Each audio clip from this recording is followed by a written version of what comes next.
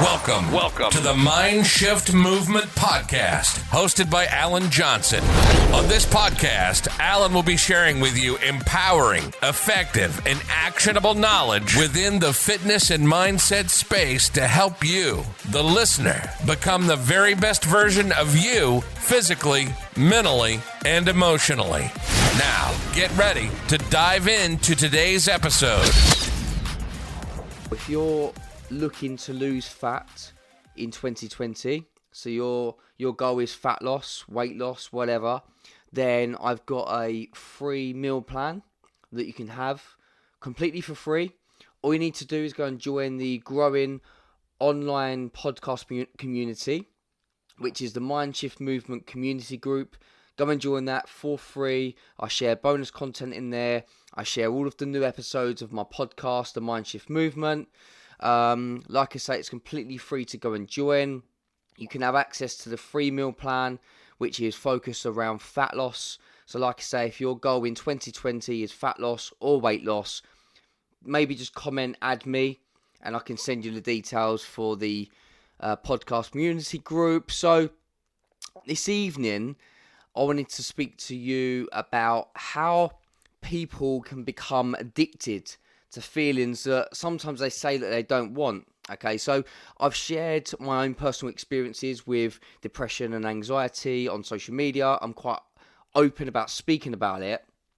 And there was times when I was going through these periods within my life, you know, the really low feelings, the anxiety and the loneliness, where I didn't want to speak to anyone about it. But now I've been able to overcome it, manage those feelings a lot better. I mean, it's been about 5 years now since I've been on any medication for it. So, at those tough times, I didn't really feel like talking about it. But now, like I say, because I've overcome it, I want to be able to just share it and positively impact other people that are going through similar experiences, right? So around 7 years ago, I actually had a little bit of counselling as well. Also, I went on a CBT, which is cognitive behaviour therapy. That was like a 6-week program I went on.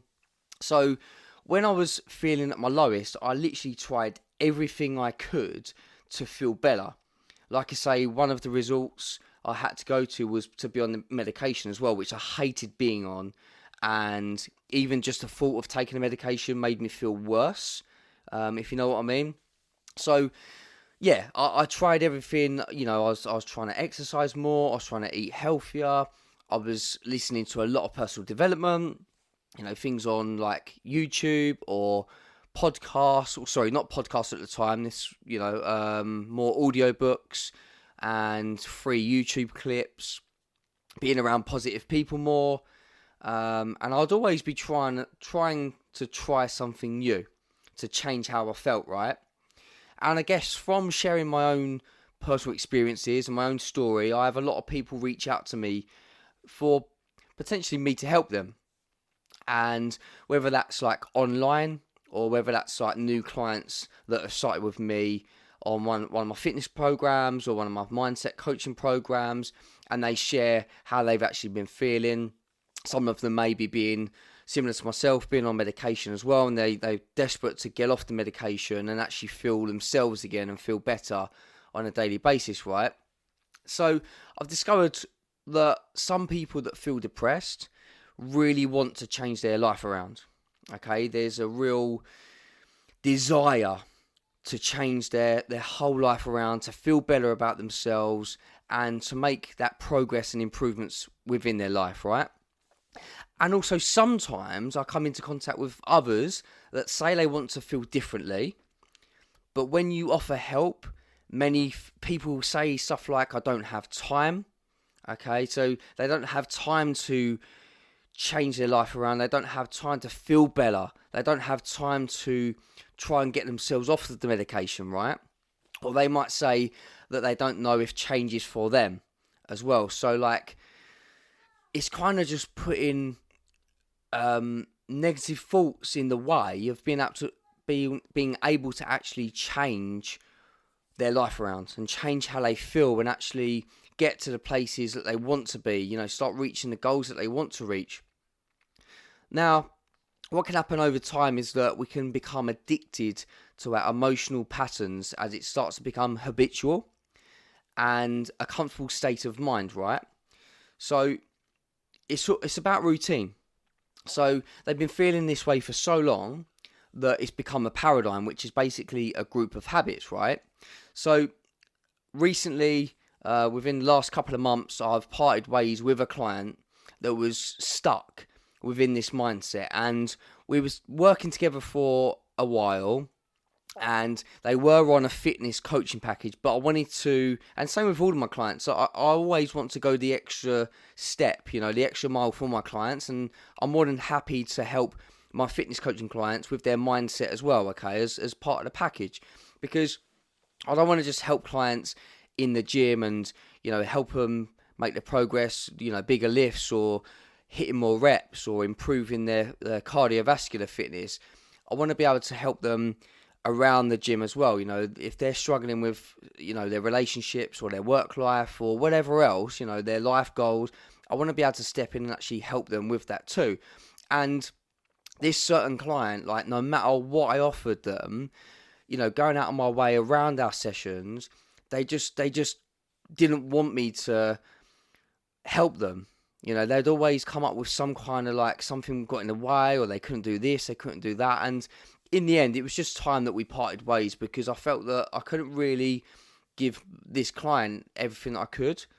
They was kind of holding me back from being able to help and support them, like I can with my other clients. So some people just, they need to help themselves for others to be able to help them. And I know that a lot of people listening to this will understand where I'm coming from here, because when you care about someone or even love someone, then, and you're seeing them go through, a rough time, then of course you really want to help that person. But sometimes it can get to a point where if they're not willing to help themselves, if they're not willing to make the changes that they say they want to make, but they're not taking any positive action, then it gets to a point where it's just, they've got to change for themselves, and it's a real shame, because like I say, I really want to help all of my clients improve every area of their life, not just the gym, okay? And that's the same with my friends, my family, or any of my followers on my podcast or my social media, right? So yeah, it's really hard seeing people you care about suffer. But as I've already said, they have to want to change themselves. Now, I'm living proof of how we can make huge progress within our lives. Anyone that's followed me over the last 1 year, 2, 3, 4, 5 years, 6 years, whatever, I've made huge leaps of change within my life, right? And we all know change can be very uncomfortable. There's been a lot of times, especially in the last 12 to 18 months, where I felt very, very uncomfortable, going through some real rough times with my dad passing away back in April 2019. My business, changing my business all around, the whole model, how I work with clients, how I set them up for success, the follow-up, everything to do with my business, that all changed as well, which was very uncomfortable. So change is very hard, right? But with support, it makes it a hell of a lot easier and better. Okay, so with the recent news with Caroline Flack, please, don't finish your life like that, because it can easily be done. Suicide rates are through the bloody roof right now. It's absolutely crazy. So something's got to change, right? So Caroline's friends and family must be heartbroken, and I can imagine all of them are bloody wishing that Caroline spoke out more to them about what she was going through, okay? So please don't suffer alone. Let people help you who care and love you, okay? Because there's always someone out there who wants to help you, right?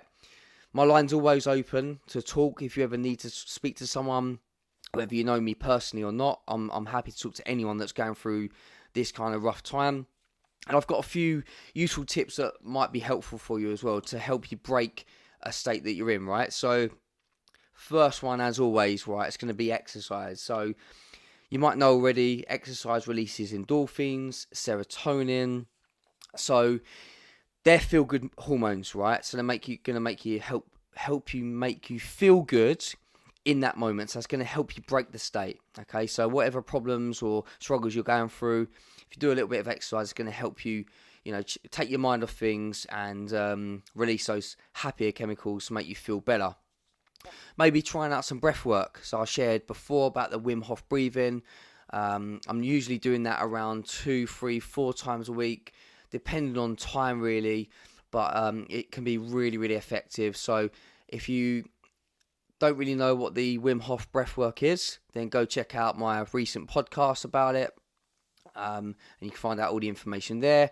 Also, you can hear about the cold showers. I've started adding in cold showers into my daily routine as well. Very, very effective. So maybe you could spend time with uplifting, high vibrational friends as well, the people that are energetic and happier and they feel good and it feels great to be around them. You want to be around those people more, especially at times when you're feeling run down, not feeling yourself and not feeling good. Maybe listening to an uplifting podcast or audiobook.